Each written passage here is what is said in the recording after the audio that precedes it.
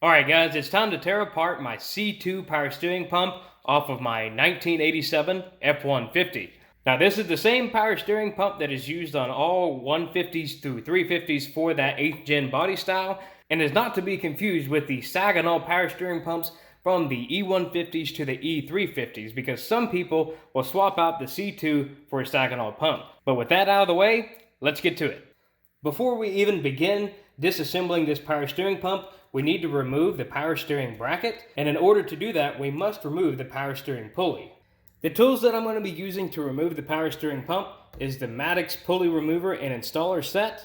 Inside this set, we have everything we need, which includes the jack screw, the button, the pulley remover, and lastly, the two jaws, along with the sleeve that goes over top of them. Now to get the tools set up, we have the jack screw here, and then we have the pulley puller. I'm going to go ahead and assemble these two together. Also note that I have a little bit of WD-40 on this so the tool does not break. And I'm just going to stick it in about halfway inside the pulley puller. Next, to grab the button and stick it on the inside of that jack screw.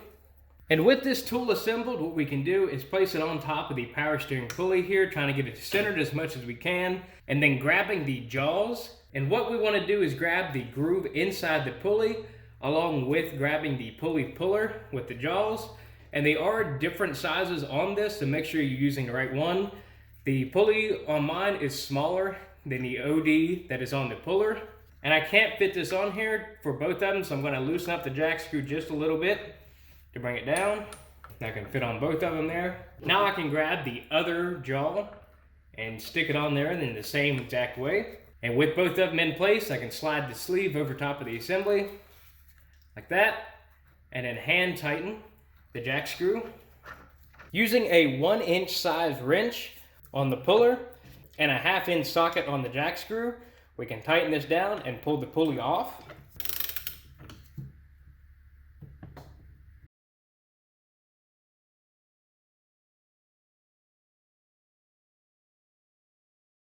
Now remove the sleeve first, remove the jaws, and there we go, the pulley is removed.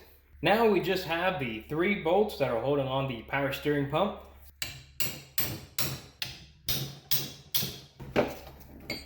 Now we can go ahead and remove the power steering pump. Now we need to remove the reservoir from the power steering pump. To do that, we need to remove the outlet fitting using a 15/16 socket.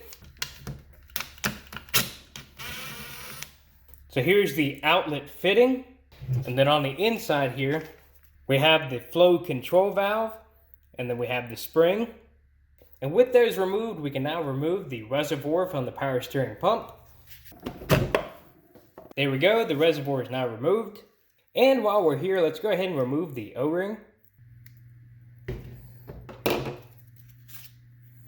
Now in order to keep disassembling the power steering pump, to get this housing apart, we're going to have to use a vise and a C-clamp so we can compress the assembly to get the retaining ring out of here. So the first thing that we need to do is find a socket that fits over top of the pump shaft here so it can actually move up and down.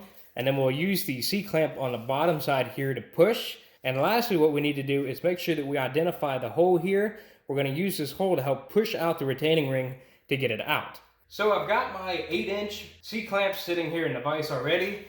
And I'm going to be using a 1-inch deep well socket to fit over top of the pump shaft. And then once we're starting to tighten this down, it should just bottom out. Like mine is right now, mine's just bottomed out. It did go a few turns and I felt something move. So we should have a little bit of clearance on that retaining ring so we can get it out. I can go ahead and stick my pick inside the hole. Stick another pick up in here just to help bring that down.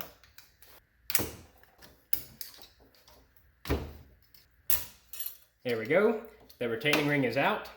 And now to carefully unscrew the clamp. So I'm going to hold the bottom of the pump as well so it doesn't fall apart. I'm going to go ahead and pull off the valve cover. There you go. Then we have the upper plate. Remove the dowel pins. Now to get the rest of this out, we can use the rotor shaft to push on it. So I try not to separate the rotors here.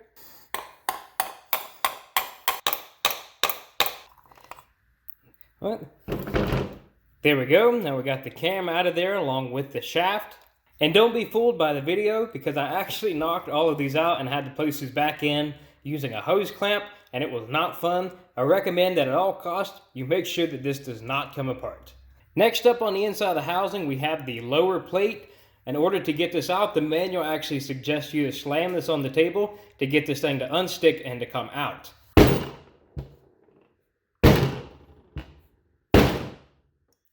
There we go. This is the lower plate. And then the last thing that you have in here is the disc spring. What's holding the disc spring in place is an O-ring. So we need to remove that O-ring so we can get the disc spring out. And there's the disc spring. On the valve cover, we have an O-ring that we need to remove. And lastly, the lower plate also has an O-ring that needs to be removed. Here on the end of the pump, we also have the seal that needs to come off of here. I'm going to be using my Harbor Freight seal puller to pull it.